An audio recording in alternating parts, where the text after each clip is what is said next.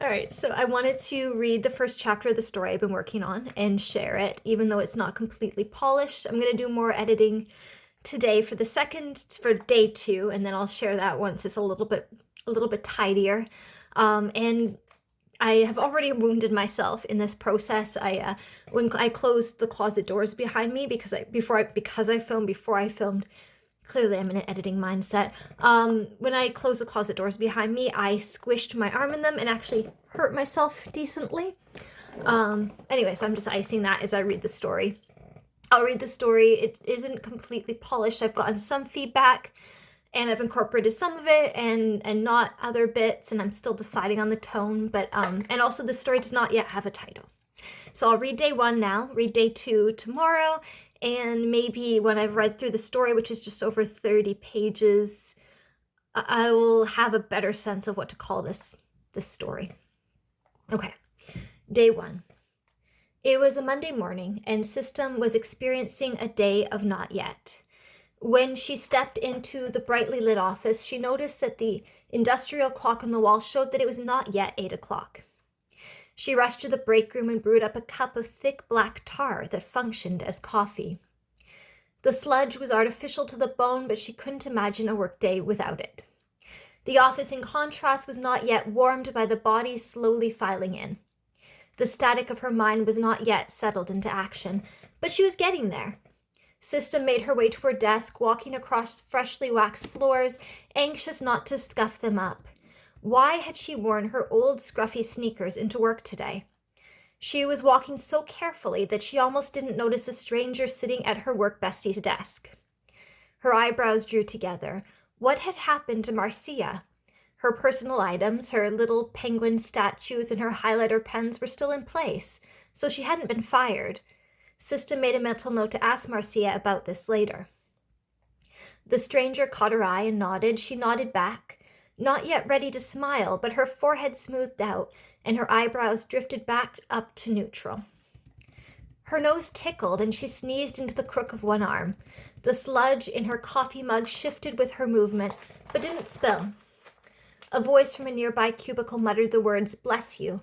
System muttered her thanks in response. The office was beginning to wake, the sound of systems booting up, filling the air. When she got to her desk and put her cup down, she almost swore aloud. Nothing was as she had left it on Friday.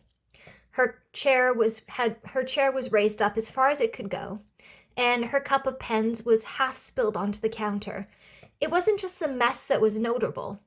Her monitor was completely free of its usual thin layer of dust that built up after 2 days away. Someone had been in her space. Why? It came to her all at once then, a vague memory of talk about desk sharing that she'd overheard weeks ago. She had meant to ask for details. Now she knew her desk was no longer hers alone. At least her computer started up a bit faster than expected with no lag. System sighed and noted the time on a piece of scrap paper, then got to work adjusting her chair back to her proper settings.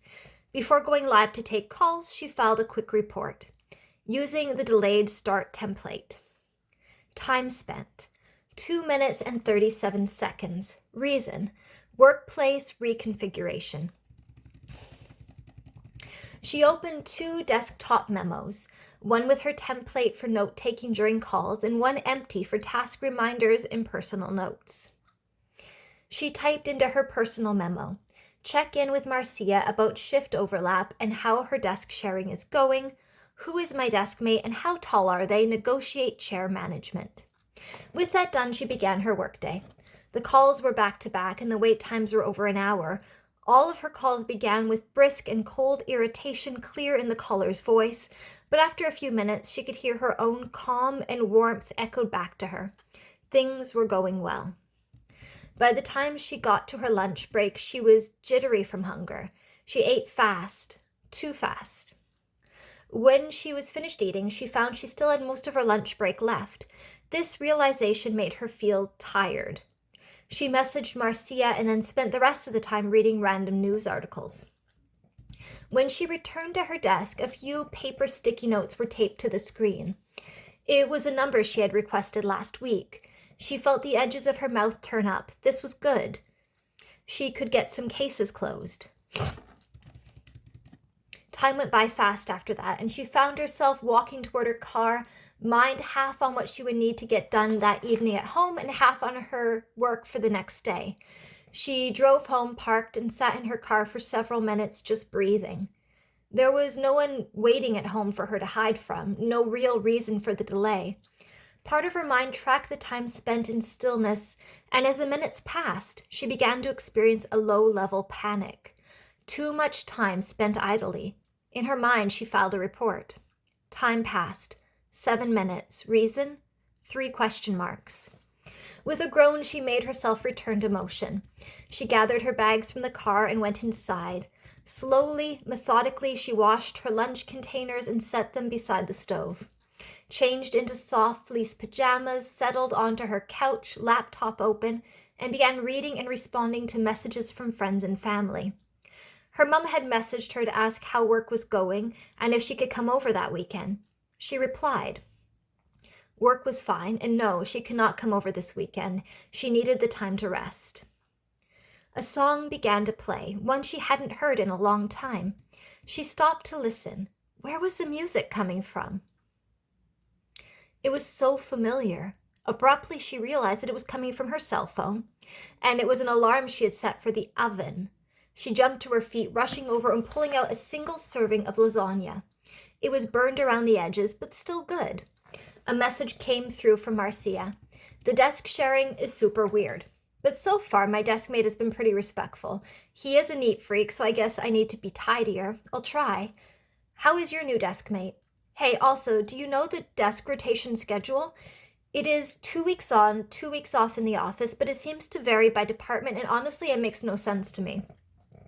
System hummed to herself, leaving her food on the stovetop and turning off the oven. She returned to the couch and took her laptop back up. She looked over her work schedule. She hadn't really given much thought to the rotation, but that would be another complicated layer in addition to the current hybrid schedule. She replied to her friend.